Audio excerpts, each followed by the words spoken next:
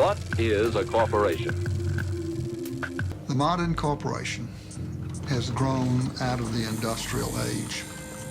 The industrial age began in 1712 when an Englishman named Thomas Newcomen invented a steam-driven pump to pump water out of the English coal mines so the English coal miners could get it more coal to mine rather than hauling buckets of water out of the mine. It was all about productivity, more coal per man hour.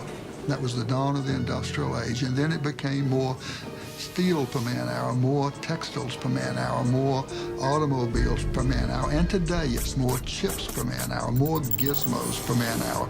The system is basically the same, producing more sophisticated products today. The Civil War and the Industrial Revolution created enormous growth in corporations. And so there was an explosion of railroads who got large federal subsidies of land, banking, heavy manufacturing, and corporate lawyers a century and a half ago realized they needed more power to operate and wanted to remove some of the constraints that had historically been placed on the corporate form. The 14th Amendment was passed at the end of the Civil War. It said no state can deprive any person of life, liberty, or property without due process of law.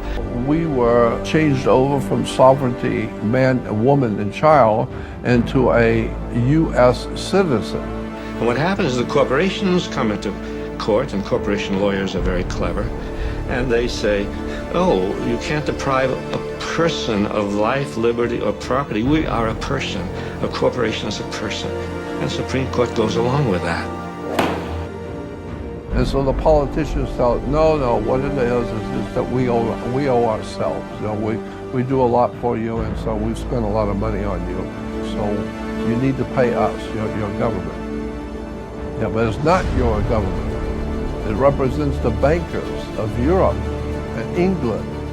And there is a debt, and you will pay it, because the British bankers loaned us a lot of money to build our railroads and our airports and our highways, and all kinds of things that we've been building America. And it's very impressive. Yeah, but you don't have any money. You went broke during the First World War. There's a bubble. How do you know?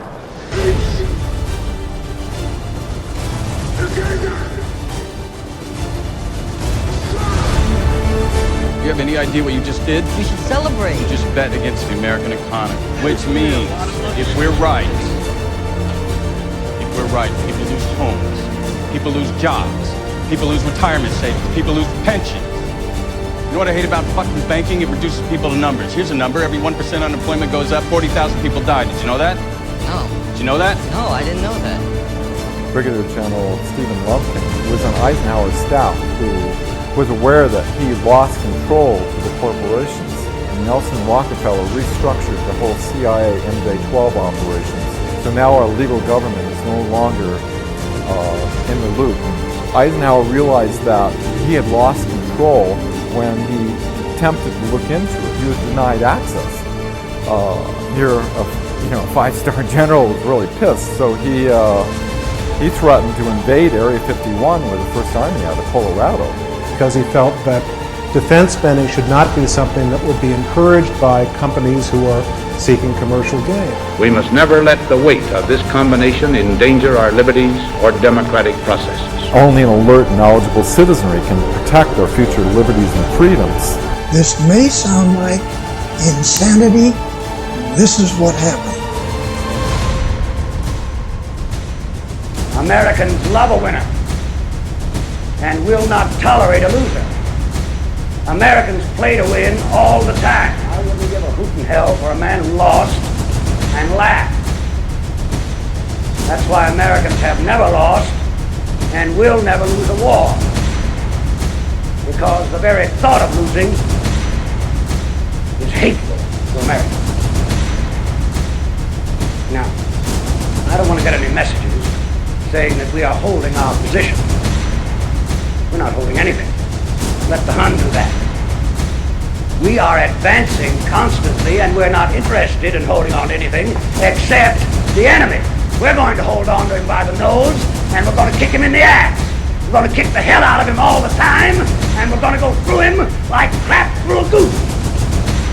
Now, we have the best men in the world. You know, my God, I actually pity those poor bastards we're going up against. By God, I do. We're not just going to shoot the bastards. We're going to cut out their living guts and use them to grease the treads of our tanks. We're going to murder those lousy Hun bastards by the bushel.